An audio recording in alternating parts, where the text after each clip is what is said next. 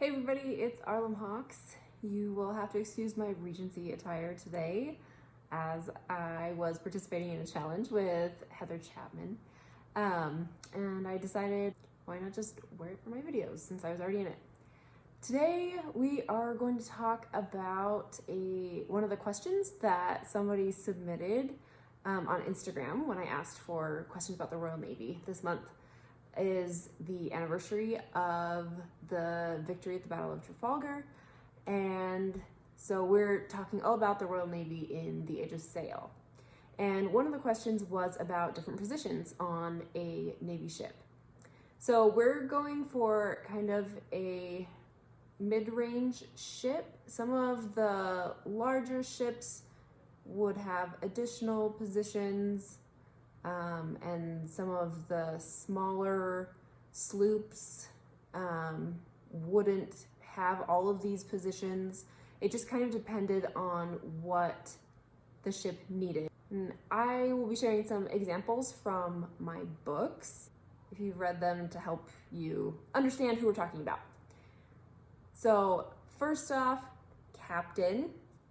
And the captain really was in charge of everything on that ship. The captain needed to know basically how to do everything on that ship, because every single person on that ship was putting their life in the captain's hands.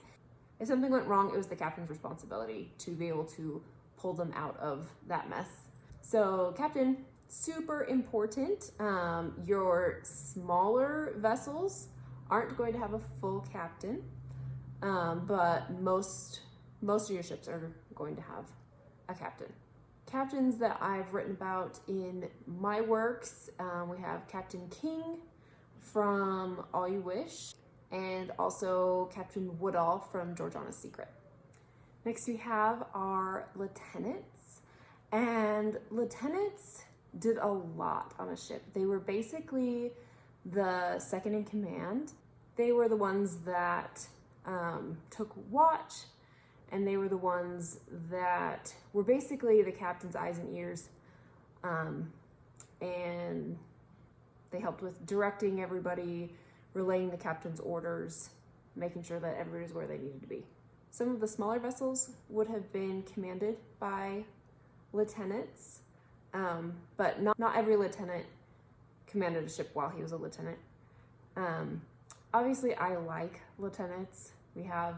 In my works, we have Lieutenant Peyton from Georgiana's Secret.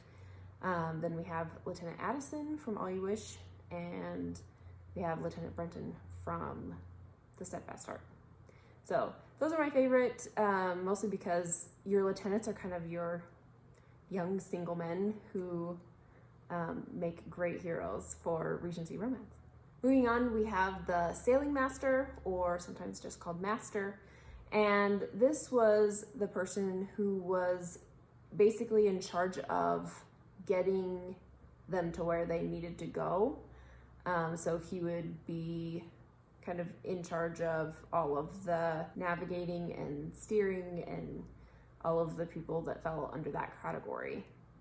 You would also have Marines on most naval vessels, and these were kind of the keepers of the peace. They were put on ships to protect the officers, because obviously there are going to be a lot more regular seamen than officers, and if something gets out of hand, the officers kind of needed protection. And your average seaman is not going to be carrying around any weapons. The only people who really carried around weapons on a regular basis were the Marines.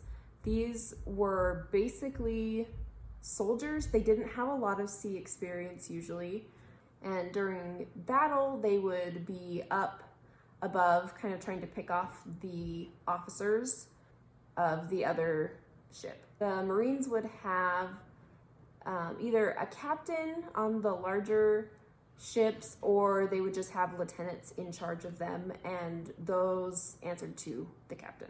We would also on board a ship have a purser. He was kind of in charge of all of the funds on the ship. So when they got prize money from taking an enemy ship. He would help distribute that. He would help distribute just the regular wages and keep tabs on who was actually on the ship, who was working, what their positions were. Then we have the surgeon. Now, the surgeon was not technically an officer. I know in the U.S. Navy these days, and also I think the Royal Navy as well, now they're lieutenants, I think.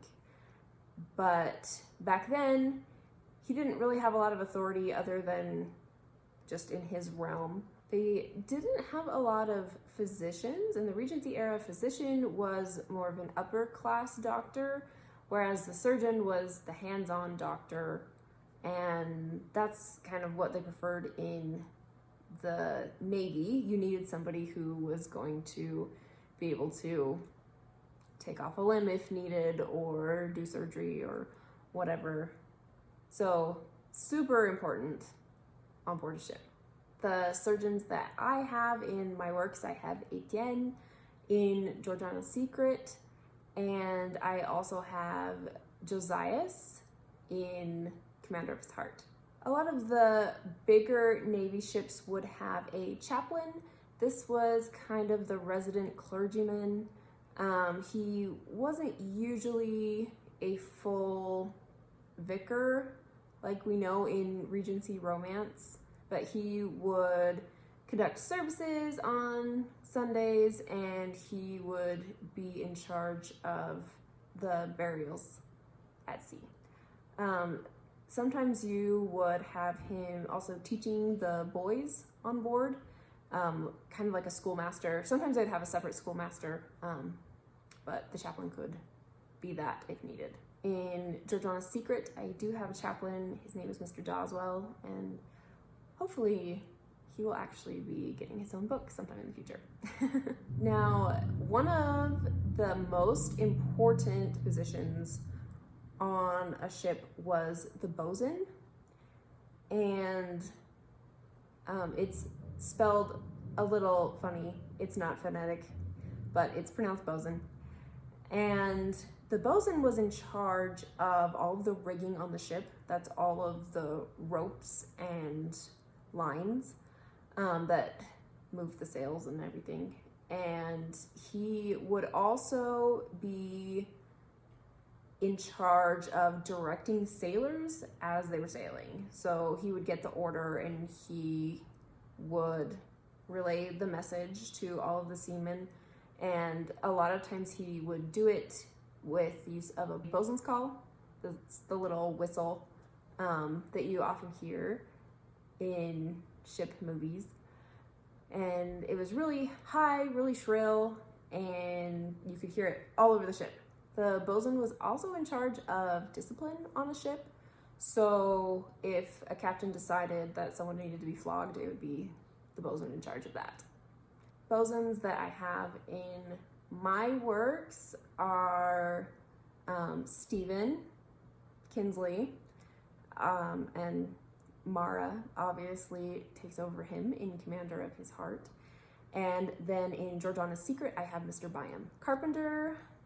Having a carpenter was also very important because their ships are mostly wood at this time period.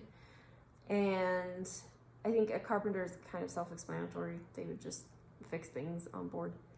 I don't think I name a carpenter in Georgiana's Secret, but the carpenter in Commander of His Heart is Mara's brother Eliab. Another super important member of the warrant officers group on a ship was the gunner, or the gunmaster. And this was the person in charge of all of the cannons on board ship. I call it a gunmaster because they usually refer to them as guns, not cannons.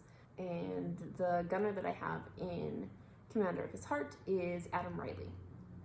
Now, a lot of these positions, the surgeon, the bosun, the carpenter, the gunner, and a few others, they would all have mates, and these mates were basically apprentices and helpers to them. So in Georgiana's Secret, I have Charlie Byam as the Bozen's mate, and he's the son of Mr. Byam. And then in Commander of His Heart, I have Cyrus, who is Mara's youngest, well, in the story, youngest brother.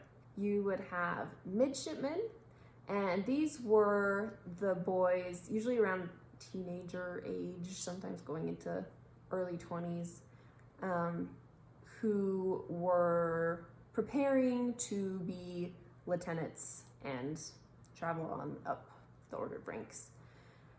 You would sometimes have older midshipmen, people who either were like lower class people kind of working up the chain of command, or you'd have midshipmen who just hadn't passed the lieutenant's exam. There's an example of that if you've seen the movie of Master and Commander. One of the midshipmen is a lot older than the rest because he hasn't been able to pass his exam. Obviously, you'd have a cook on board, you would have a cooper on board, sailmaker, you'd have a master at arms, yeoman of the sheets. That was someone who was in charge of the lines. So sheets is kind of confusing because you think, oh, that must be the sails. It's actually the line that helps set the sails. So yeoman of the sheets, you have a yeoman of the powder room. This is not our ladies' powder room where they would go to freshen up. This is the magazine where they would have all of their gunpowder. And that was a pretty important position because you had to make sure that you were keeping the powder dry so that it would be useful. And you also had to make sure that you were keeping any source of fire away from it so that you don't completely explode the ship. You also have a coxswain who would be in charge of the smaller boats on a ship. Every ship had smaller boats so that they could go ashore or they could go out to another boat, and there are various reasons to have the different boats. The coxswain that I have in my work is Mr. Fitz in Georgiana's Secret. You'd also have a rope maker, a caulker to make sure that the ship was watertight. And there were a few other more specialized positions, but I will let you go research all of those because there's a lot of them. Most of the people on board ship are going to be seamen. You would also have landsmen, and these are people who have never really been at sea before. They know nothing, and so the rest of the ship isn't going to rely on a landsman to be able to do a really good job at something. If someone was a landsman, they were kind of just, everybody knew that you had to help that person. You also would have able seamen, and these were people who had been at sea for several years, and you could count on them to be able to do their job. They also had ship's boys, and I talk about this a lot in Georgiana's Secret. And these were the younger people who were training to be seamen. They got treated a little bit differently because they were so young. So they made them their own category so they could give them slightly different responsibilities, but still teach them the way of everything on the ship. And one of the ship's boys, I have several of them in Georgiana's Secret, but Walter Fitz is kind of the main ship's boy. I forgot to mention Master and Commander, and this is like Lieutenant Boyd in Commander of His Heart. A Master and Commander was in between a captain and a lieutenant. It was someone who was in command of, usually it was like a sloop or a brig, and they were not quite at the level of captain, like they hadn't been approved to become a post captain, but they were given kind of a bigger command than a regular lieutenant would be. And they were acting both as master, the sailing master, and commander, captain. So they were kind of doing both positions because the ship was smaller. So there you go, there's some positions on a ship. Someone did ask what I would prefer to be on a ship. I would probably prefer to be the chaplain of anyone. Despite writing Royal Navy romances, I am actually kind of a wimp and I wouldn't do very well in battle. So chaplain, that sounds like a great position for me. But there you have it. There are some of the positions. This is not all inclusive, but those are some of the main positions on a ship. A lot was going on in these ships, and you needed a lot of people to man them. So I hope you enjoyed that little look into Royal Navy life during the Age of Sail, and that's your historical detail.